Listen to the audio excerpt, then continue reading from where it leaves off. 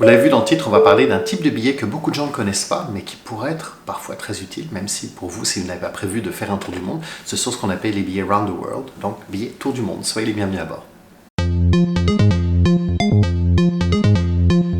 C'est un billet que peu de gens utilisent et pourtant, il peut vous faire de belles économies et il a énormément de flexibilité. On va parler de ce type de billet en détail. Avant, je vais juste me présenter si on se rencontre pour la première fois. Mon nom est Victor, vous êtes sur ma chaîne. La chaîne c'est Victor Voyage. Je vous retrouve régulièrement sur YouTube pour vous donner des conseils sur comment voyager, préparer votre voyage, réduire votre stress à bord, comprendre un petit peu votre environnement lorsque vous voyagez. Et puis, j'espère qu'il y a du contenu qui est pertinent pour vous. Je vous invite à vous abonner. Vous pouvez également activer la cloche, mettre un pouce vers le haut et puis me dire ce que vous en pensez dans les commentaires ou me suggérer d'autres vidéos. Je pourrais les mettre dans les futures éditions. Alors, vous dites, Victor, un billet tour du monde, moi ça va pas me servir. Effectivement, si vous habitez à Paris et que votre seul vol en l'année c'est d'aller à Nice, effectivement vous n'allez pas faire un tour du monde. Mais si vous êtes en Europe et puis que vous prévoyez un voyage en Thaïlande, eh bien vous allez déjà faire une bonne partie de ce tour du monde. Peut-être que ce type de billet pourrait être rentable pour vous, intéressant et profiter éventuellement de voir un petit peu d'autres paysages sur votre chemin du retour. Alors on va vraiment parler un petit peu en détail comment ça fonctionne, où est-ce que vous pouvez trouver ce genre de billet, combien ça peut coûter et surtout quelles sont les règles, parce que même s'il est très flexible, il y a des règles que vous devez suivre. Alors d'abord, qui vend ce genre de billets? Si vous n'êtes pas un expert, je vous conseille de faire appel à une agence de voyage, ce sera quand même quelque chose de très très pratique, mais en général, ces billets sont vendus par ce qu'on appelle les alliances. Donc vous avez plusieurs alliances dans le monde. Moi, celle dont j'ai toujours été membre depuis très longtemps, c'est Star Alliance.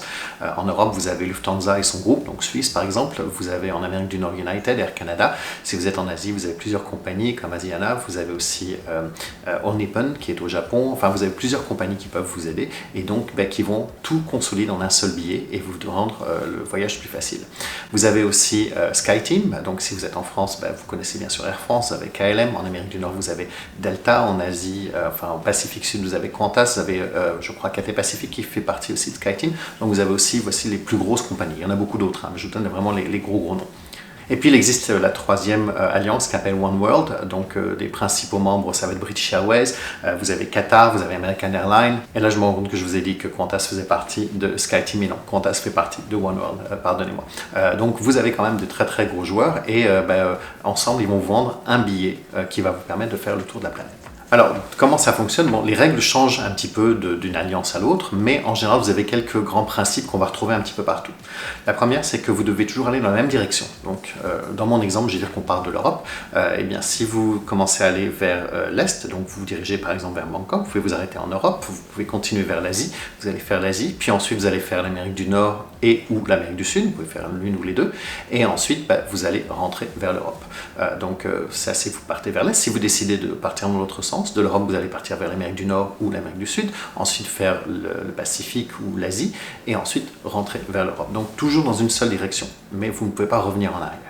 Deuxième règle, vous devez commencer et terminer votre voyage dans le même pays. Pas forcément la même ville, mais si vous commencez à Bordeaux, vous devez terminer quelque part en France. Si vous commencez à Londres, eh bien, vous devez terminer quelque part en Angleterre. Mais vous ne pouvez pas terminer dans un autre pays, c'est un billet tour du monde, donc vous devez revenir là où vous êtes parti. Maintenant, vous avez un nombre d'escales, on vous demande un minimum de 3 escales. De toute façon, vous ne pourriez pas faire, ça va être difficile de faire un tour du monde complet de la planète avec moins de 3 escales, et ça va aller en général jusqu'à 15 escales. Il peut y avoir quelques exceptions, il y a différents tarifs, et parfois vous avez droit à un certain nombre d'escales plus importantes. Mais en général, vous avez un nombre d'escales qui est compris. Et je vais vous donner un petit exemple. C'est pas très écologique ce que j'avais fait, c'était en 2012, et j'avais un billet tour du monde. Je faisais beaucoup des billets tour du monde dans mon ancien boulot, avant que je travaille pour une compagnie aérienne. J'habite dans le Pacifique Sud et j'allais en Europe à peu près 3 fois par an, et à chaque fois je faisais un tour du monde. Donc je faisais 3-4 fois par an un billet tour du monde. Et à un moment, je devais passer chez Ikea. Il n'y a pas d'Ikea dans le pays où j'habite, ça s'en vient, mais pour l'instant on n'a toujours pas. Et je voulais ramener des choses de chez Ikea. Pas un lit ou pas un meuble télé, c'était des accessoires. Et j'ai fait un petit détour parce que je n'avais pas utilisé le nombre de vols maximum, donc j'avais encore des vols que je pouvais rajouter. Et donc j'ai modifié mon billet et je suis passé par Singapour et je me suis arrêté à Singapour. J'avais ma valise qui était déjà en soute, j'avais une valise J'avais avec moi un sac, un gros sac pliable, un duffel bag. Je suis allé chez Ikea, qui est pas très loin de l'aéroport de Singapour-Changi. J'ai rempli mon sac d'accessoires, il y avait des lampes, il y avait plusieurs choses. Je suis retourné à l'aéroport, j'ai récupéré les taxes parce que je les exportais, donc ça m'a coûté même moins cher. Et j'ai rajouté mon deuxième sac enregistré parce que j'ai le droit de bagages en soute. Et je suis monté en avion et je suis reparti. Donc j'ai fait un détour juste pour aller chez Ikea. Ça peut paraître un peu stupide si vous avez des Ikea partout autour de chez vous, mais dans le pays où je suis, on n'a pas ce genre de choses. Donc j'ai ramené des choses qui étaient un petit peu exclusives. Bon, je sais, c'est pas bon pour l'environnement, mais c'était une fois. Je retourne dans les règles, donc il y a aussi une durée de validité du billet d'avion. En général, c'est un minimum de 10 jours, donc votre tour du monde ne peut pas être inférieur à moins de 10 jours, et vous avez jusqu'à 1 an complet pour terminer votre boucle. Moi, en général, c'était 3-4 semaines, les billets tour du monde, mais vous pouvez en profiter si vous partez complètement pendant une année, vous pouvez très bien faire ça. Même si ça dure moins longtemps, c'est pas un problème, mais vous avez beaucoup de flexibilité. Dernière règle que j'ai trouvée qui est un peu commune à toutes les billets tour du monde des différentes alliances, vous devez faire au moins 3 continents. Donc de toute façon, c'est difficile d'en faire moins de 3, mais vous devez passer par un minimum de 3 continents. Mais vous pouvez faire un 4e. Si vous faites l'Amérique du Nord et l'Amérique du Sud, automatiquement, vous allez en rajouter un autre. Le gros avantage, c'est que ces billets, en général, sont modifiables. Et là, je vais vous raconter une autre anecdote qui m'est arrivée, un petit peu moins sympa. J'étais à Stockholm et je rentrais ici dans le Pacifique Sud. Et je faisais un Stockholm-Zurich. De Zurich, je volais avec Suisse jusqu'à Hong Kong et ensuite de Hong Kong, j'ai récupéré ma compagnie aérienne pour revenir ici. Et j'étais dans le lounge, bien au moins 2 heures avant le départ, donc j'étais là où je relaxais parce que c'était allait être une longue journée qui allait commencer. Et je reçois un appel de ma petite sœur qui me dit que notre grand-mère, qui habitait à l'époque près de Nice-Côte d'Azur, était vraiment, je savais qu'elle était souffrante, mais là, a priori, elle avait été transférée à l'hôpital et elle avait plus que quelques jours à vivre. Ça aurait été stupide à ce que je retourne de l'autre côté de la planète, dans le Pacifique, et d'avoir à revenir pour la voir. Donc j'ai dit ok, je vais y aller tout de suite. Je me approché le service client du lounge et j'ai dit écoutez, je ne monte plus dans l'avion qui va m'emmener à Zurich, il faut que vous m'envoyiez à Nice et on va changer le routing. Si vous faites ce genre de choses-là sur un billet normal, très souvent vous avez des frais, des pénalités, des frais de changement, etc. Ça m'a rien coûté parce que c'est un billet tour du monde, il est modifiable à 100%. Je rentrais toujours dans le nombre de miles maximum qui faisait partie des règles tarifaires de mon billet. J'avais pas dépassé le nombre de vols maximum, j'étais toujours dans les 1 an, etc. Je rentrais dans toutes les règles. Bon, ça leur a pris 1 heure pour changer tous les vols, mais c'est pas un billet sur lequel ils ont vraiment l'habitude de jouer. Ils ont retiré ma valise de la soute et ils m'ont mis sur le vol de Nice et je suis parti à Nice. De Nice, j'avais réservé un vol pour aller à Zurich et puis continuer mon itinéraire, mais j'ai mis des dates bidons parce que je peux changer les dates sans aucun problème. Et donc, je suis resté le temps qu'il fallait jusqu'à ce que j'ai pu dire au revoir à ma grand-mère. Et ensuite, je suis remonté dans l'avion, mais je n'ai pas eu à revenir en Europe juste pour ça. Donc, il y a beaucoup de flexibilité. Et si vous partez surtout sur une longue durée en 1 an, il peut arriver quelque chose, et bien vous savez que vous pouvez changer les dates sans aucun problème. Si au pire des cas, vous terminez votre billet, votre périple en rentrant directement et en perdant le reste des vols, mais au moins vous n'avez pas à repayer en plus. Avant d'arriver dans combien ça coûte, il y a quelques règles qu'il faut connaître. Donc le prix va varier selon plusieurs facteurs. Le premier, c'est selon le nombre d'escales que vous allez faire.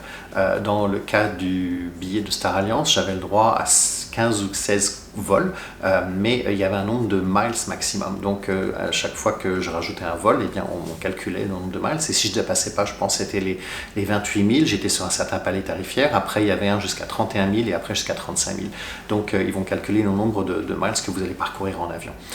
Ça, c'est comme ça que Star Alliance fonctionne. Je crois que One World est un petit peu différent. Donc, c'est pas parce que vous avez 16 vols que vous pouvez faire 16 vols très longs courriers, mais ça vous donne quand même pas mal. 28 000 miles, c'est déjà quand même pas mal. Vous avez la classe de voyage, bien sûr. Évidemment, si vous voyagez en économie, ça va être moins cher que si vous prenez un billet dans les classes premium ou en classe affaires. Et à l'époque, sur le billet de Star Alliance, il y avait ce qu'on appelle une loophole, c'est-à-dire une règle qui était interprétée dépendamment comment on la lisait.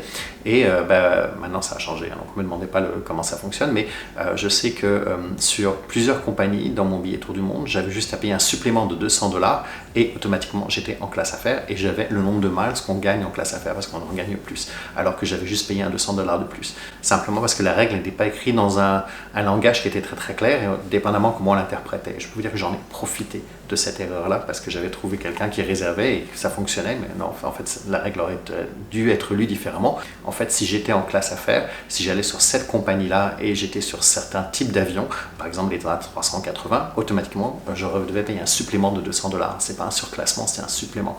Mais c'est pas très très bien écrit, donc je veux dire que j'en ai profité. Mais ça n'existe plus. Autre facteur qui peut influencer, ça dépend, toutes les alliances ne le font pas, mais la saison aussi, donc il peut y avoir des saisons basses et des saisons hautes. Et la dernière chose, c'est du pays où vous allez partir. Les billets ne sont pas vendus au même prix dans toutes les destinations, il y a plusieurs facteurs qui vont jouer en fonction de ça, la concurrence, etc. Je sais que par exemple en Australie, souvent les billets autour du monde sont les moins chers, donc si vous partez d'Australie, vous terminez en Australie, c'est là ça va vous coûter les moins cher. Mais si vous êtes en Europe ou au Canada, vous n'allez pas faire un aller simple en Australie pour commencer un tour du monde. Mais bon, moi j'en ai profité. Ce qu'il faut savoir, c'est que les billets tour du monde en général sont plus économiques que si vous achetez plusieurs billets séparément. Mais parfois, si vous êtes en Europe et que vous allez vous rendre en Asie, un aller-retour va vous coûter à peu près le même prix ou un tout petit peu moins cher qu'un billet tour du monde. Alors que vous pourriez en profiter pour continuer et éventuellement vous arrêter quelques jours en Amérique du Nord ou voir un autre pays supplémentaire. Acheter un billet tour du monde ne vous empêche pas d'acheter des billets séparément pour continuer votre voyage. Et je vais vous donner cet exemple. Alors, j'ai regardé un petit peu, j'ai construit un billet tour du monde. Il a coûté 3 500 € en classe économique au départ de la France. Et donc voilà l'itinéraire que j'avais calculé. C'était un Paris-New York. Il y avait quelques jours à New York, ensuite à New York, San Francisco. Il n'y avait pas l'Amérique du Sud dans ce cas-là. San Francisco vers Tokyo. De Tokyo, on allait à Bangkok. Et de Bangkok, on allait au Cap. Et de la ville du Cap, on rentrait sur Paris. Donc voilà un petit peu un exemple de tour du monde, 3 500 €. Bon, c'est la classe économique, mais c'est quand même, je pense, un assez bon prix. Mais par exemple, si vous êtes à Bangkok et vous voulez avoir Phuket, rien ne vous empêche de vous acheter un billet aller-retour entre Bangkok et Phuket. Donc un billet complètement séparé. Dans ce cas-là, ne prenez pas le départ et l'arrivée les jours où vous allez justement être sur votre tour du monde, au cas où il y aura un retard, que vous n'ayez pas de souci. Mais vous pouvez acheter des billets séparément pour explorer certaines parties. Donc si par exemple aussi vous étiez, moi je sais pas, à San Francisco, vous voulez vous rendre à Los Angeles, vous voulez aller chez Disney par exemple, eh bien vous pouvez faire un San Francisco, Los Angeles, passer par Vegas et ensuite vous reprendre un billet pour San Francisco. Tout ça, vous l'achetez séparément. C'est comme si vous aviez loué une voiture principalement pour aller autour de votre escale d'arrivée et de départ. Vous n'êtes pas obligé de repartir toujours la même ville. Bon là, dans ce cas-là, ce sont des longues distances, mais vous pourriez très bien arriver à New York et puis repartir de Chicago. Et dans ce cas-là, entre les deux, vous auriez pu faire un road trip et le faire en voiture. Vous avez tout à fait le droit. Ça s'appelle une voie de surface. Par contre, c'est comme si vous avez quand même utilisé un coupon de vol, même si vous n'avez pas fait ce vol, et vous considérez que vous avez fait ce vol. Mais ça va rentrer à votre nombre de milles. C'est à vous de décider si vous le faites en voiture ou si vous le faites en avion. Alors les avantages, c'est en général un très très bon rapport prix par rapport au nombre d'heures que vous allez passer dans un avion. C'est en général très très très intéressant. Je vous l'ai dit, la flexibilité des dates, vous pouvez changer vos dates en tout temps, et ça a été le cas moi avec les situations de ma grand-mère, mais vous pouvez avoir beaucoup de flexibilité. C'est difficile de prévoir, surtout si votre voyage est dans un an, les dates exactes sur lesquelles vous allez voyager. Vous allez prévoir les premiers mois, mais ensuite vous mettez des dates bidons du moment qu'elles sont toutes dans un ordre, dans le bon ordre, et ensuite vous les changer sans problème. Et puis, toutes vos réservations sont sur un seul billet, sur une seule réservation. Donc, c'est bien, vous n'avez pas à gérer plusieurs billets séparément. Alors, j'ai noté deux inconvénients. D'abord, vous avez des restrictions sur les compagnies aériennes. Vous ne pouvez pas voyager sur toutes les compagnies. Ça va être seulement les compagnies de l'Alliance sur lesquelles vous avez pris le billet. Donc, à vous de regarder si cette Alliance dessert bien les pays que vous allez visiter. Mais je vous ai dit, entre toutes les trois alliances, vous avez pas mal de choses, mais choisissez l'Alliance qui couvre le mieux ces pays-là. Et puis, il faut planifier à l'avance. Donc, quand vous allez acheter votre billet, vous devez dire exactement toutes les villes où vous allez aller.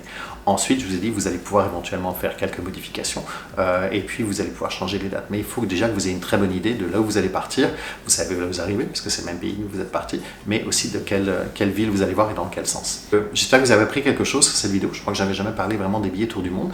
Est-ce que c'est quelque chose qui pourrait vous intéresser? Vous pouvez considérer, si vous avez un voyage long courrier qui s'en vient. Éventuellement, faites une simulation de prix. Je sais que sur le site de Star Alliance, vous pouvez le faire. Ce n'est pas l'outil le plus facile à jouer, mais ça va vous donner déjà une idée. Et puis, si vous décidez un jour de faire ça, je vous conseille vraiment d'aller voir un agent de voyage ou aller voir un expert. Mais vous pouvez le faire tout seul si vous vous sentez capable. Je vous souhaite une très très bonne semaine. J'ai hâte de vous lire dans les commentaires. À bientôt. Salut.